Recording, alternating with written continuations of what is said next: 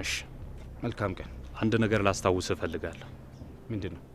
ወደዚህ ስራ ስትገባ የነገርኩህን ታስታውሳለህ? በጣም ብዙ ነገር ነው የነገርከኝ። የትኛውን መሰለ? ዝምታ ወይም ሞት የሚለውን።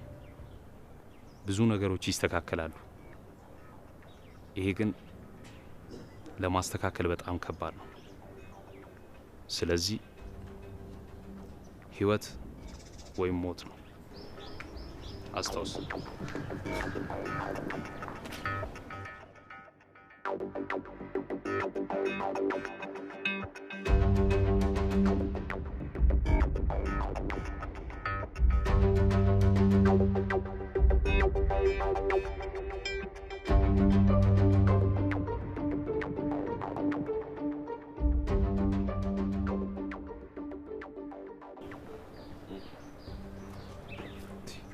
ነባ ሩቅ ሰፈር ነው ያለሁት ብለኛ ነበር እንዴ? አዎ፣ ድንገት መጥቼ ሰርፕራይዝ ላድርግ ብዬ ነው። ጥሩ ሰርፕራይዝ ነው። ቆይ አብሮ የነበረውን ሰው የት ነው የምታውቀው? ማንን? ቅድም እዛ ጋር አብሮ ቆሞ የነበረው ነው። የራይድ ሹፌር ነው። እዚህ ድረስ ይዞኝ መጣና ካሽ ስላልነበረኝ ትራንስፈር እምቢ ብሎን አስቸግሮን ነበር። ስለሱ እያወራ ነበር። ከርቀት ስለሆነ መልኩ አልተለየልኝም እንጂ የሆነ ቦታ እንደማውቀው እርግጠኛ ነኝ። አንቺ ተመረቀሽ ስራ ስትይጂ ነው። አለበለዚያ ግን ሬሳዬ ነው የሚወጣው። እንዴ አሁን እኮ ስራ ይዣለሁ። የግድ መመረቅ አለብኝ እንዴ? ነገርኩሽ እንግዲህ ለናደር እማዬ አልመለስሽልኝም እኮ። ምንድነው? ዛሬ ጽጌረዳን ስላንተ አውርቻት ነበር። ምን አለችሽ? ከኔ እንደማይጠበቅ አውቃለሁ፣ ግን ደግሞ እሷ ያለችውን ነገር ለአንተ ድጋሚ ማስረዳት አቅሙ እንኳን የለኝም። ምንድነው ፌቨን? አልገባኝም። ጽጌረዳ ስታወራ ሁሉም ነገር ቀድቻታለሁ እና ልኬልሃለሁ። በቃ ራስህ ሰምተህ ራስህ ፍረድ። እሺ። አደራ ግን እንዳትታዘበኝ። ማለቴ ማድረግ የምችለው ይሄንን ብቻ ስለሆነ ነው። ችግር የለም፣ እረዳሻለሁ። እሺ በቃ ነብዩ፣ ካየው በኋላ ደውልልኝ። ሰላም ሰላም፣ ወደ ቻናሌ ቤተሰቦች እንዴት ናችሁልኝ? እንኳን ወደ እኔ ዩቲዩብ ቻናል በሰላም መጣችሁ። ጽጌረዳ ድራማ። በጽጌረዳ ድራማ እንግዲህ በዛሬው ክፍል ሁልጊዜም ችግር የማያጣት ጽጌረዳ ከአስተዳደጓ ጀምሮ አሁን እስካለችበት ድረስ በጣም ጠንካራና ጎበዝ ልጅ ብትሆንም ነገር ግን ችግሮች በዙሪያዋ ሊጠፉ አልቻሉም። እንግዲህ ጽጌረዳ እንደሚታወቀው ጎበዝ ተማሪና እናቷን ደግሞ በሌላ ሰው ቤት እሷ ከምትሰራበት ሌላ ቤት በመግባት እንግዲህ እናቷን በስራ እያገዘች ገቢ በማግኘት ለትምህርት ቤቷ ክፍያ እናቷን ለማገዝ በጣም ብዙ ነገር የምታደርግ ታታሪ ልጅ ናት። በጣም ጎበዝ፣ በዛ ላይ ደግሞ በትምህርቷ በጣም ጎበዝ እንደሆነች እናውቃለን። ታዲያ ግን ደግሞ ፈተናዎቹ ወደ እሷ በጣም ነው፣ ዙሪያዋን በፈተና የተሞላች ሆናለች ማለት ነው።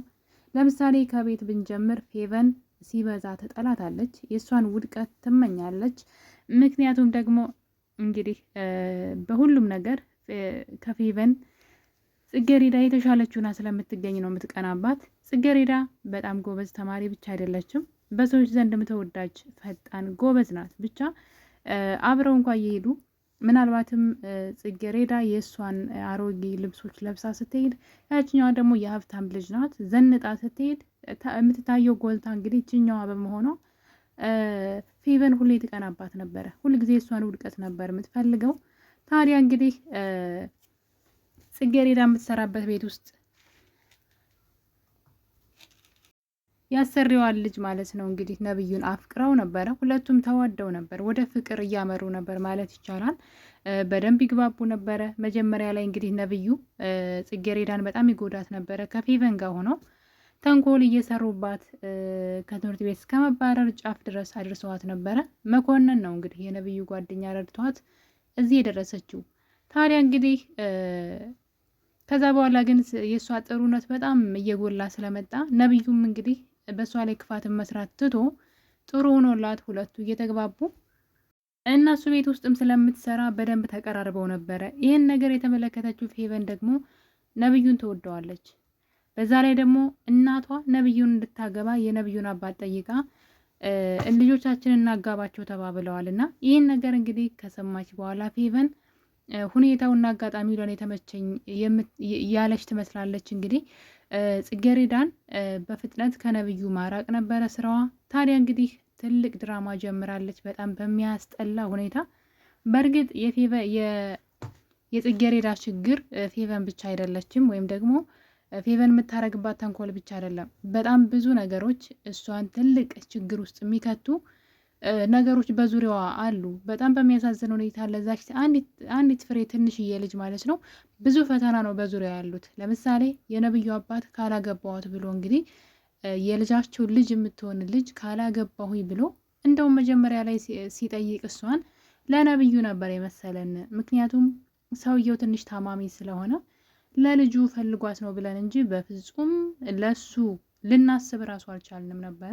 ነገር ግን ሰውየው እሷን ፈልጎ ሊያገባት ነበር። እንግዲህ አንዲት ፍሬ ልጅ የገዛ ቤት ውስጥ ተቀጥራ የምትሰራ ልጅ ድህነቷን ተጠቅሞ ማለት ነው በተደጋጋሚ አንቺ እዚህ ቤት ከምትሰሪውን ገንዘብ ሰርተሽ በአመት የምታገኘውን እኔ በቀል ልሰጥሽ እችላለሁኝ ብሏት ሁሉ ነበረ።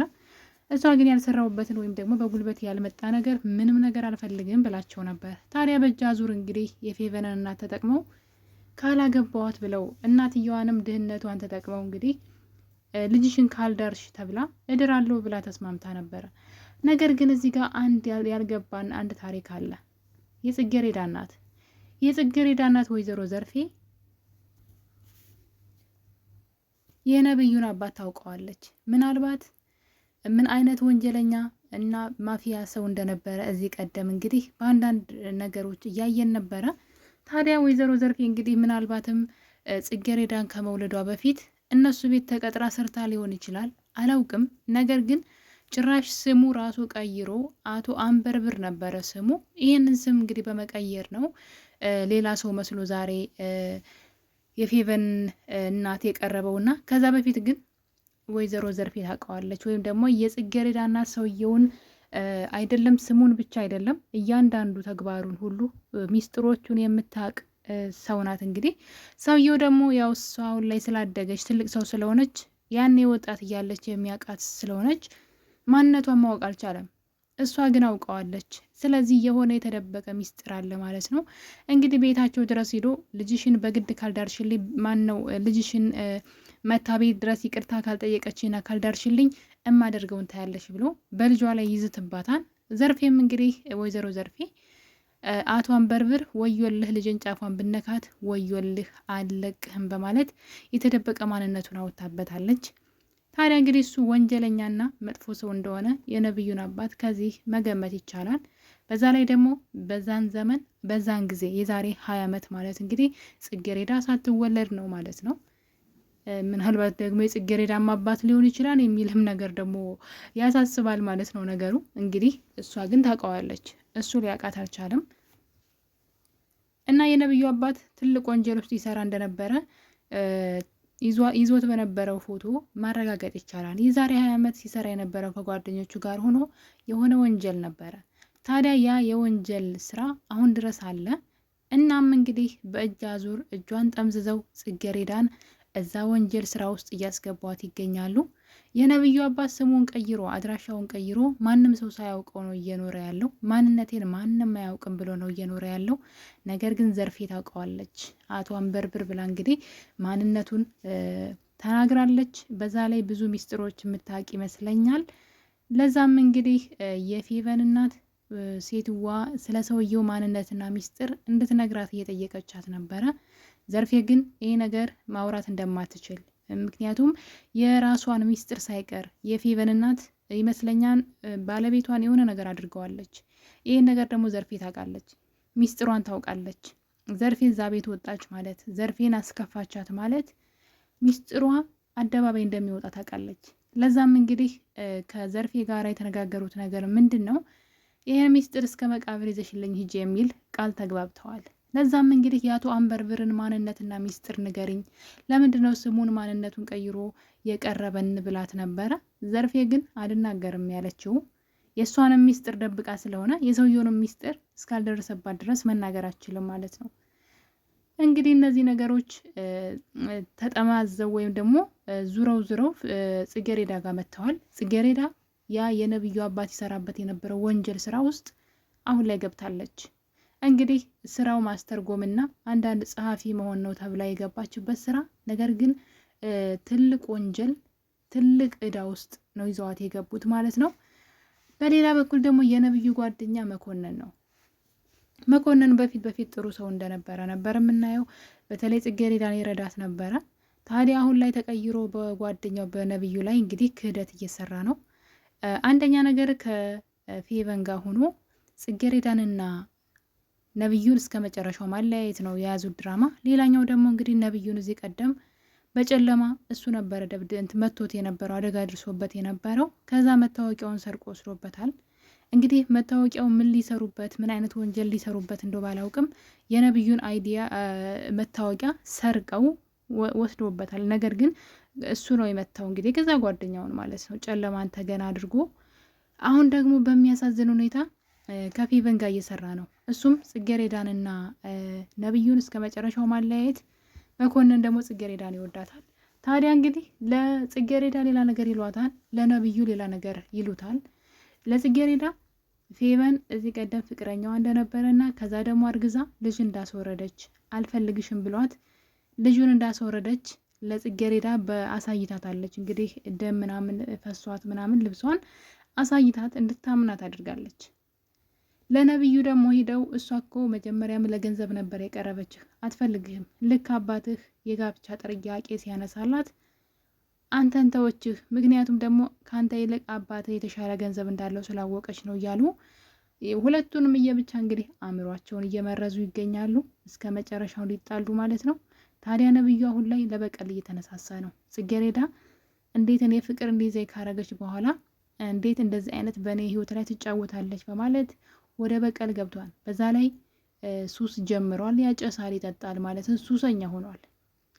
ጽጌረዳን ደግሞ እንዳያናግራት ማለት ጉዳዩን ሲጠይቃት ፌቨን ይህን ሚስጥር ለማንም እንዳትናገሪ ለራሱ ለነብዩም ቢሆን ስለተባለች ሚስጥሩን ይዛ ዝም ብላለች። አልናገርም ብላለች። ነገር ግን ነብዩን ስለምትወደው በጣም ስለሱ ታስባለች። ጉዳዩን ግን መናገር አትችልም። ለምን እንደጠላቸው መናገር አትችልም። እንግዲህ ሁለቱም እንዳይናገሩ እያስጠነቀቁ እርስ በርስ እስከ መጨረሻው እንዲለያዩ እያደረጓቸው ይገኛል። ነገር ግን ጽጌረዳና ነብዩ መነጋገር አለባቸው። ያለዛ ግን የገዛ ጓደኛው ሳይቀር ከርቶታል፣ በጣም በሚያስጠላ ሁኔታ ማለት ነው። እንግዲህ መኮንን ጽጌረዳን ይወዳታል። እንደሚወዳት አናቅም ነበር፣ ነገር ግን አሁን ላይ ይወዳታል። ለዛም እንግዲህ ነብዩና እሷ እንዲጣሉ እስከ መጨረሻው ይፈልጋል። በዛ ላይ ደግሞ እንግዲህ ትልቅ የማትወጣው ወንጀል ውስጥ ገብታለች፣ እሷ ሳታውቅ ማለት ነው። በሚያሳዝን ሁኔታ የገዛ ቤቷ የተከራየችበት ቤት ውስጥ ማለት ነው ካሜራ ገጥመውባታል። እያንዳንዱ እንቅስቃሴዋን እየተከታተሉ እንግዲህ ምን አይነት ስራ እንደሚያሰሯት ባናውቅም ግን ጽጌረዳ ወንጀል ውስጥ ገብታለች።